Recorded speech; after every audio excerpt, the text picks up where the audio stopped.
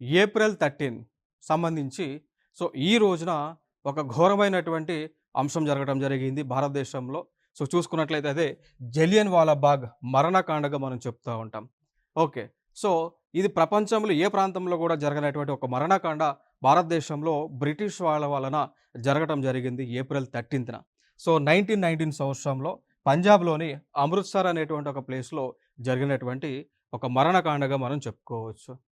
ఇక్కడ మనం చూసుకున్నట్లయితే ఈ టైంలో మరి ఎందుకు ఈ మరణకాండ జరిగింది అంటే, ఆ టైంలో పంజాబ్‌లో ఉన్నటువంటి ప్రజలందరూ కూడా బ్రిటిష్ వాళ్ళు తీసుకొచ్చినటువంటి రౌలత్ అనేటువంటి ఒక చట్టం ఏదైతే ఉందో, రౌలత్ అనేటువంటి చట్టం ఏంటి అంటే, ఏ వ్యక్తినైనా కానీ, భారతదేశంలో ఉన్నటువంటి ఏ వ్యక్తినైనా కానీ, ఎప్పుడైనా కానీ బ్రిటిష్ వాళ్ళు కారణం లేకుండా అరెస్ట్ చేసేటువంటి ఒక చట్టాన్ని వాళ్ళు తీసుకురావడం జరిగింది.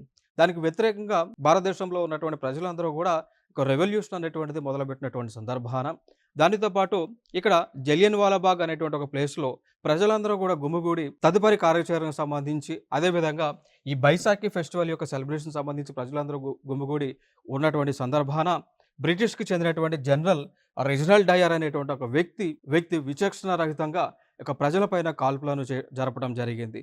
ఆ కాల్పులలో దాదాపు 1000 మంది మరణించడం జరిగింది. దాదాపు 1500 మందికి కూడా గాయాలు అవ్వడం కూడా జరిగింది. ఓకే. అయితే ఇక్కడ ప్రజలందరి యొక్క నిరసన మేరకు బ్రిటిష్ వాళ్ళు హంటర్ కమిషన్‌ను ఏర్పాటు చేయడం జరిగింది.